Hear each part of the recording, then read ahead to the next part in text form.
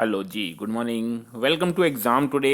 Friend 3 ફેબ્રુઆરી 2024 relative current અફેર્સની ડિસ્કશનના વિડીયોમાં આપણે કરવાના છે। થોડાક આપણે પાછળ પડી ગયા, ટૂંક સમયમાં બધા જ વિડીયો આપણે કવર કરી દઈશું। તો 3 ફેબ્રુઆરી 2024 ક્વેશ્ચન નંબર 1 છે, હાલમાં વિશ્વ આર્દ્રભૂમિ દિવસ ક્યારે મનાવવામાં આવ્યો? તો ફ્રેન્ડ આર્દ્રભૂમિ એટલે કે વેટલેન્ડ ભૂમિ, બરાબર। વેટલેન્ડ ભૂમિને આર્દ્રભૂમિ તરીકે ઓળખવામાં આવે છે। દર વર્ષે 2 ફેબ્રુઆરીના રોજ મનાવવામાં આવે। શા માટે મનાવવામાં આવે એ મોટો પ્રશ્ન છે। તો મિત્રો વેટલેન્ડ એટલે શું? તો જ્યાં પાણી અને જમીન બંનેનું મિલન થતું હોય છે એવા કાદવવાળા એરિયાને વેટલેન્ડ તરીકે ઓળખવામાં આવે છે। 2 ફેબ્રુઆરી 1971ના રોજ ઈરાનમાં રામસરમાં વેટલેન્ડ કન્વેન્શનને અપનાવવામાં આવ્યો, બરાબર। અને લાગુ ક્યારે થયો? 1975માં એ લાગુ થયું હતું। તો આ તમારે યાદ રાખવાનું છે મિત્રો, ઇમ્પોર્ટન્ટ રહેશે એક્ઝામની દ્રષ્ટિએ, વેરી વેરી ઇમ્પોર્ટન્ટ।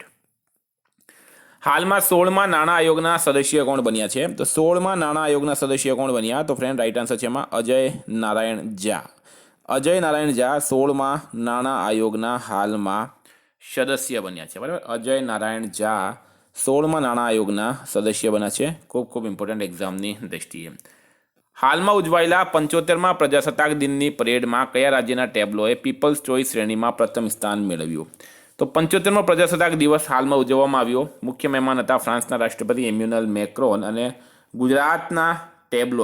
ગુજરાત રાજ્યના ટેબ્લોએ પીપલ્સ ચોઇસ શ્રેણીમાં પ્રથમ સ્થાન મેળવ્યું। આની થીમ હતી મિત્રો ધોરડો પ્રવાસન ગામ, બરાબર। ધોરડો જે પ્રવાસન ગામ છે એ થીમ પર આ ટેબ્લો બનાવવામાં આવ્યો। મહિલા સશક્તિકરણ અને રાજ્યના સમૃદ્ધ હસ્તકલા અને હેન્ડલૂમ સેક્ટરને દર્શાવતી ઓડિશાના ટેબ્લોએ વિવિધ રાજ્યો અને કેન્દ્રશાસિત પ્રદેશો દ્વારા રજૂ કરાયેલા ટેબ્લોમાં પ્રથમ ક્રમ મેળવ્યો હતો, જ્યારે ધોરડો પ્રવાસન ગામ દર્શાવતા ગુજરાતના ટેબ્લોએ પીપલ્સ ચોઇસ શ્રેણીમાં પ્રથમ સ્થાન મેળવ્યું। હાલમાં ઉંગલઈ થેડી ઉનગલ ઓરિલ પહેલનું અનાવરણ ક્યાં કરાયું? તો ઉંગલઈ થેડી ઉનગલ ઓરિલ પહેલ મિત્રો તમિલનાડુ ખાતે આનું અનાવરણ કરવામાં આવ્યું। સ્ટાર માર્ક કરજો। વાત કરીએ તમિલનાડુના સીએમ છે એન કે સ્ટાલિન, રાજ્યપાલ છે આર એન રવિ, તમિલનાડુનું કેપિટલ છે મિત્રો ચેન્નઈ। હાલમાં ભારતનો પહેલો તિલાપિયા પાર્વો વાયરસ તમિલનાડુમાં રિપોર્ટ કરાયો। ટાટા પાવરે તમિલનાડુમાં 70,000 કરોડ રૂપિયાના ઇન્વેસ્ટમેન્ટની જાહેરાત કરી। હ્યુન્ડઈ અને આઈઆઈટી મદ્રાસ તમિલનાડુમાં હાઇડ્રોજન ઇનોવેશન વેલી સ્થાપિત કરશે।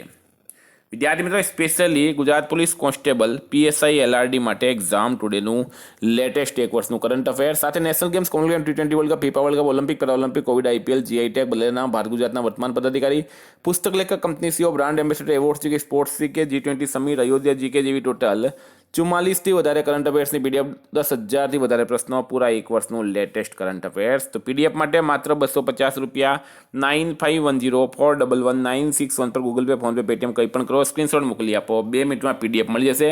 ગઈ ભરતીમાં પણ 100% કરંટ અફેર આપણું પૂછાયું છે। નેશનલમાં 37મા સૂરજકુંડ શિલ્પ મેળાનું આયોજન ક્યાં કરાશે? તો 37મો સૂરજકુંડ શિલ્પ મેળો મિત્રો આનું આયોજન ક્યાં કરાશે? તો ફરીદાબાદ ખાતે, બરાબર। ફરીદાબાદ ખાતે આનું આયોજન કરાશે।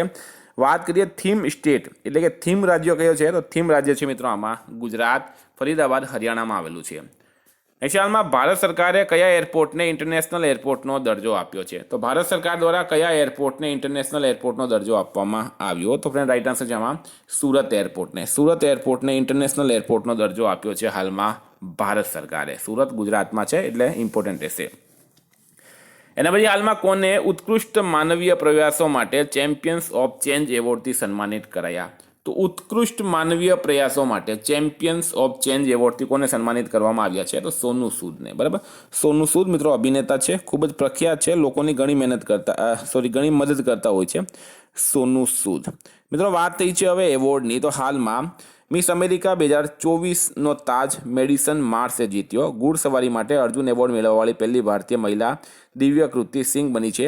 ચીની ઉદ્યોગમાં સર્વશ્રેષ્ઠ પર્યાવરણ અધિકારીનો પુરસ્કાર જીતવાવાળી પહેલી મહિલા દીપા ભંડારે બની। પ્રસિદ્ધ બંગાળી લેખક શિશેન્દ્રુ મુખોપાધ્યાયને 2023નો કુવેમ્પુ રાષ્ટ્રીય પુરસ્કાર મળ્યો। MS સ્વામિનાથન પુરસ્કારથી BR કંબોજને સન્માનિત કરાયા। ફિલ્મફેર એવોર્ડ 2024ની કેટલામી આવૃત્તિનું આયોજન ગુજરાતમાં કરવામાં આવ્યું? તો ફિલ્મફેર એવોર્ડ 2024 એની કેટલામી આવૃત્તિનું આયોજન ગુજરાતમાં કરવામાં આવ્યું? તો ફ્રેન્ડ રાઈટ આન્સર છે આમાં 69મી ફિલ્મફેર જે છે એ ગુજરાતમાં આનું આયોજન કરવામાં આવ્યું છે। મિત્રો ડિટેલમાં વાત કરીએ તો 69મો ફિલ્મફેર એવોર્ડ 2020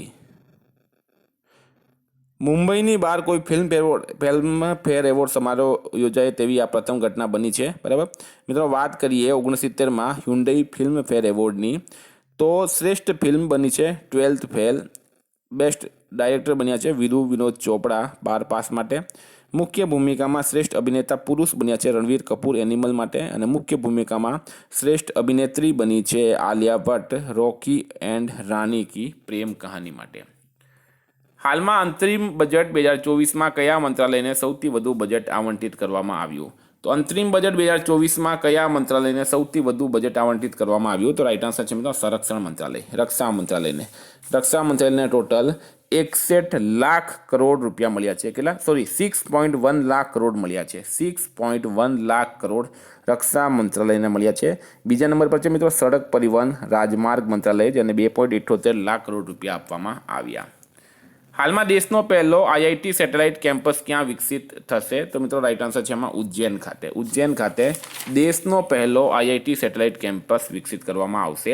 એના પછી હાલમાં કોણે the status of snow leopards in India report જારી કર્યો? સ્નો લેપર્ડ એટલે કે હિમ તેંદુઆ, જેને આપણે ગુજરાતીમાં હિમ દીપડા તરીકે ઓળખીએ.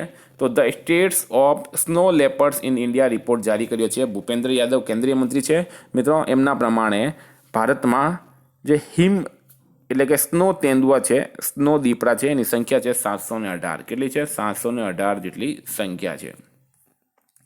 હાલમાં સરકારે ફોનના પાર્ટ્સ પર આયાત શુલ્ક 15%થી ઘટાડીને કેટલું કર્યું છે? તો રાઈટ આન્સર છે મિત્રો 10%.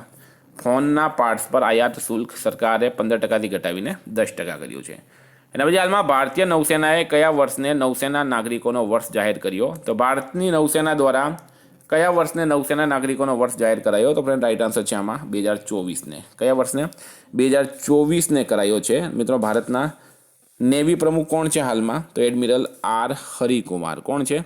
એડમિરલ આર હરિકુમાર હાલમાં ભારતના નેવી પ્રમુખ છે. ઘણી વખત એક્ઝામમાં પૂછવામાં આવે. સુલતાન ઇબ્રાહિમ મલેશિયાના હાલમાં 17મા રાજા બન્યા. રાષ્ટ્રીય મહલના સમારોહમાં તેમણે શપથ લીધી. મલેશિયા દક્ષિણ રાજ્ય જોહોરના સુલતાન ઇબ્રાહિમ દેશના 17મા રાજા બન્યા હતા. એ પણ તમારે ખાસ યાદ રાખવાનું છે. હાલમાં એશિયાઈ ક્રિકેટ પરિષદના અધ્યક્ષ કોણ બન્યા છે? તો મિત્રો જય શાહ, અમિત શાહના દીકરા છે. બીસીસીઆઈના હાલમાં સેક્રેટરી છે જય શાહ. તેઓ હાલમાં એશિયાઈ ક્રિકેટ પરિષદના પણ અધ્યક્ષ બની ગયા છે. મિત્રો હાલમાં એનએલસી ઇન્ડિયા લિમિટેડના નવા નાણાં નિદેશક બન્યા છે પ્રસન્ન કુમાર આચાર્ય. યુપીએસસીના સદસ્ય બન્યા છે શીલવર્ધન સિંહ. બેંગલુરુ મેટ્રોના એમડી બન્યા છે મહેશ્વર રાવ. હાલમાં પ્રશાંત કુમાર કયા રાજ્યના કાર્યવાહક ડીજીપી બન્યા? તો પ્રશાંત કુમાર કયા રાજ્યના કાર્યવાહક ડીજીપી બન્યા? તો ફ્રેન્ડ રાઈટ આન્સર છે એમાં ઉત્તર પ્રદેશના. બરાબર, ઉત્તર પ્રદેશના કાર્યવાહક ડીજીપી બની ગયા છે પ્રશાંત કુમાર. મિત્રો યુપીના સીએમ છે યોગી આદિત્યનાથ.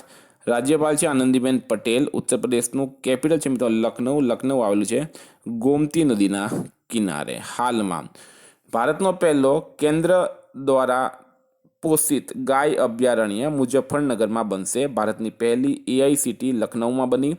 સૌથી લાંબી સોલર લાઇટ લાઇન સ્થાપનાનો રેકોર્ડ અયોધ્યામાં બન્યો. અયોધ્યામાં બેસનના લાડુને જીઆઈ ટેગ મળ્યો.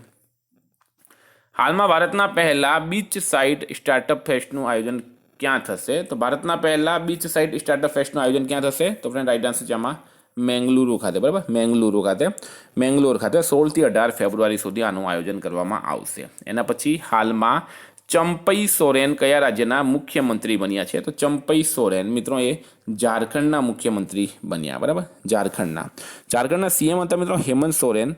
એમના પર ભ્રષ્ટાચારના આરોપ લાગ્યા અને એના કારણે એમણે રાજીનામું આપ્યું. તો હવે એમની જગ્યાએ ચંપઈ સોરેન ઝારખંડના મુખ્યમંત્રી બન્યા છે. મિત્રો વાત કરીએ ઝારખંડની, રાજ્યપાલ છે સીપી રાધાકૃષ્ણન. હાલમાં જસ્ટિસ ચંદ્રશેખર ઝારખંડ હાઈકોર્ટના કાર્યવાહક મુખ્ય ન્યાયાધીશ બન્યા. પીએમ મોદીએ 10,000માં જન ઔષધિ કેન્દ્રનું ઉદ્ઘાટન દેવધરમાં કર્યું. ઝારખંડ સરકાર આદિવાસીઓ દલિતો માટે વૃદ્ધાવસ્થા પેન્શન ઉંમર ઘટાડીને 50 વર્ષ કરી છે. વિદ્યાર્થી મિત્રો હતા કરંટના પ્રશ્નો. ગઈકાલે તમને પ્રશ્ન પૂછાયો હાલમાં પુડુચેરીના નવા મુખ્ય સચિવ કોણ બન્યા? રાઈટ આન્સર તો મિત્રો પ્રમોદ અગ્રવાલ. આજનો પ્રશ્ન છે હાલમાં 54મી વર્લ્ડ ઇકોનોમિક ફોરમ સમિટનું આયોજન ક્યાં કરાયું એનો જવાબ તમારે કમેન્ટ બોક્સમાં જણાવવાનો. ફ્રેન્ડ, વોટ્સએપ અને ટેલિગ્રામની લિંક ડિસ્ક્રિપ્શન બોક્સમાં આપેલી છે. PDF માટે 9510411961 પર કોન્ટેક્ટ કરો. Thank you. ફરી મળીશું નવા વિડીયો સાથે. જય હિન્દ.